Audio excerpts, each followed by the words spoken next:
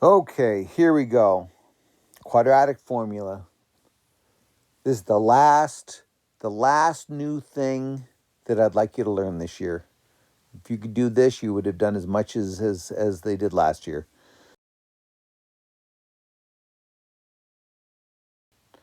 So where does this quadratic formula come from? Well, it comes from completing the square with ax squared plus bx plus c equals 0. So I'm not going to do that.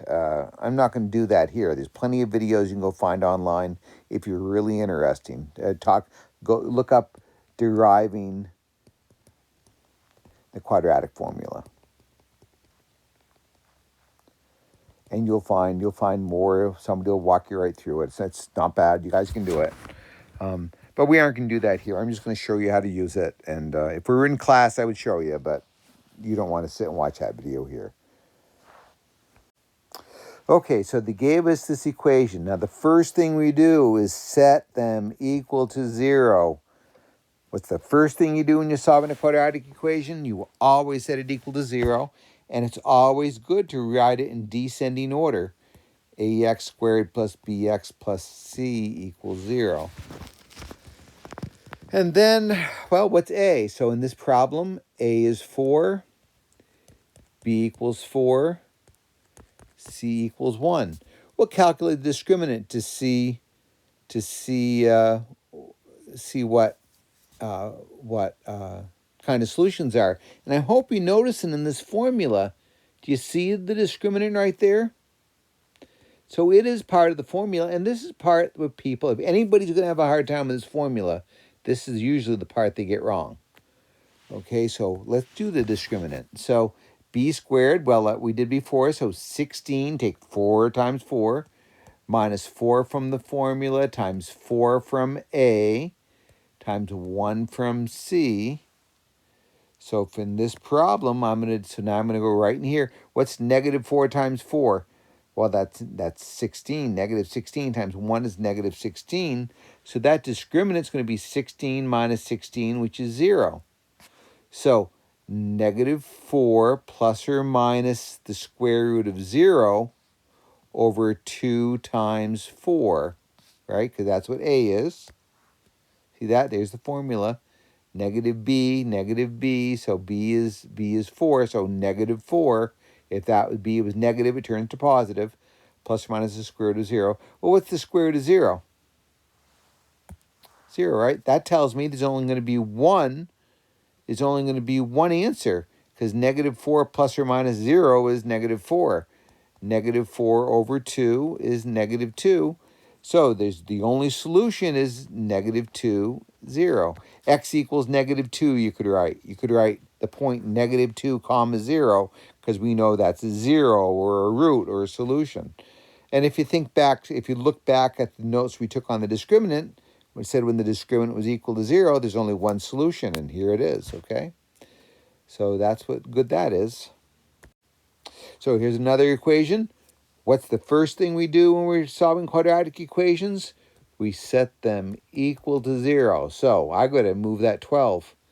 3x squared minus 12 equals 0. Now you might be thinking it'd be pretty easy to solve this using inverse operations.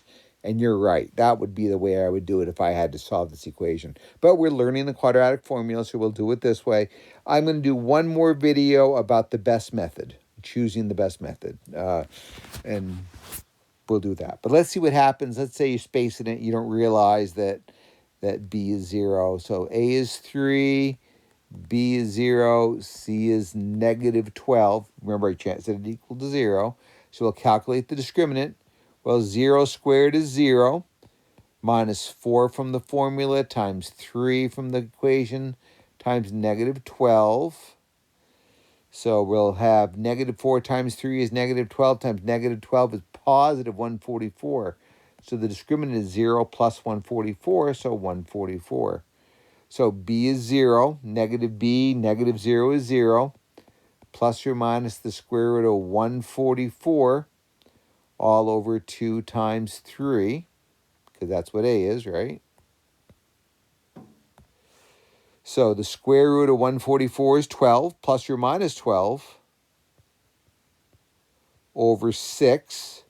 So isn't that 12 over 6, which is 2, and negative 12 over 6, which is negative 2. So we could write this solution as 2, 0, negative 2, 0. We could write x equals plus or minus 2. We could write x equals negative 2 or x equals positive 2. All of these would work and give you the right answer. Okay? So here's one with two x's. We want to set it equal to 0 again. 8x, or x squared plus 8x minus 3 equals 0. So a is 1, b is 8, c equals negative 2. We'll get the discriminant. So 8 squared is 64 minus 4 times 1 times negative 2. So that becomes 64 plus 8, right? Because negative 4 times 1 is negative 4 times negative 2 is positive 8. And that gives me what? 6, isn't that 72? So we'll have negative 8, because b is 8, plus or minus the square root of 72 over 2 times 1. All right, here we go. Square root of 72. I know you could do this a lot of ways. Some of you might remember, hey, I know 72 is 36 times 2. 30 square root of 36 is 6. 6 square root is 2. So I could rewrite this as negative 8 plus or minus 6 square roots of 2 over 2. And then simplify the square root. Well, we did that. Yep. So we've got, we just did that. So split it in two solutions. So we could say negative 8 plus 6 square roots of 2 over 2. We could say negative 8 minus 6 square roots of 2 over 2. And because I can divide both 8 and 6 by 2, let's do it. Negative 4 plus 3 square roots of 2. Same here, negative 4, this should be plus, not minus. And x negative 4 minus 3 square roots of 2. And there's my two answers. Okay, that's one way to do it. The other way to simplify that square root, and maybe that will make, I might have jumped a lot for a couple of you here. So let me come back and show you a different way to do the simplification, one that you've done before. So what we did is we divided that by 2, divided by 2 again, divided by 2 again, and then that's 3 times 3, right? So 2 times 2 times 2 times 3 times 3. Because the index is 2, we'll circle groups of 2. I can pull a 2 out.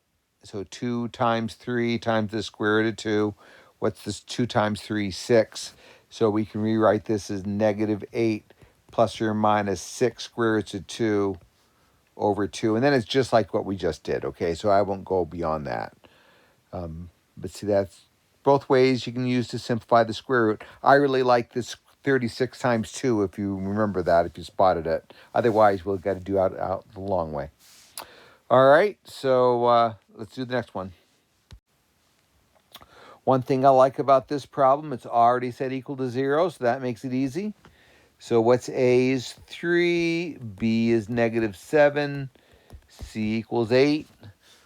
So negative 7, or I'm sorry, setting up the quadratic formula. 8 negative 7 squared is 49, minus 4 times 3 times 8. So let's see, 4 times 3 is 12, times 8 is 70. Let's see, 4 times 3 is 12, times 8 is 96, right? So 49 minus 96. Uh-oh, I've got a negative number, don't I? What do I have? A negative, what is that? Negative, what's 96 minus 49? 49 here. Let's undo all that, Dan. You're getting messy. Negative 96. So I know that 96 minus 49 is, what, 757? So I've got negative 57 as my discriminant. Because the discriminant is negative, there's no real solutions. Don't have to do anything more. That's nice. We know it'll never cross the x-axis. In Algebra 2, you will learn how to write complex solutions. Solutions with imaginary numbers. So that's why we say there's no real numbers, there's imaginary numbers. And we'll leave it at that for now.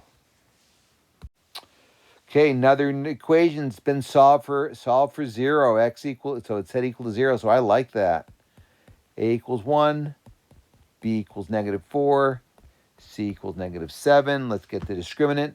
-4 squared is 16. Minus 4 times 1 times -7. So that'll become 16 plus 28, I think, which is what, 38, which is 44. So -4 becomes +4, right? Because the formula says take B and change the sign. Well, if B is already negative, we'll make it positive. And plus or minus the square root of 44 all over 2 times 1. Well, 44, isn't that 4 times 11? And isn't the square root of 4 2? So we could write that as 4 plus or minus 2 square roots of 11 all over 2. And then to separate it, I have 4 minus 2 square roots of 11 over 2. And 4 plus 2 square roots of 11 over 2. Now I can divide the 4 by 2 and the 2 by 2, so we should do it. That leaves me 2 minus root 11, and then 2 plus root 11.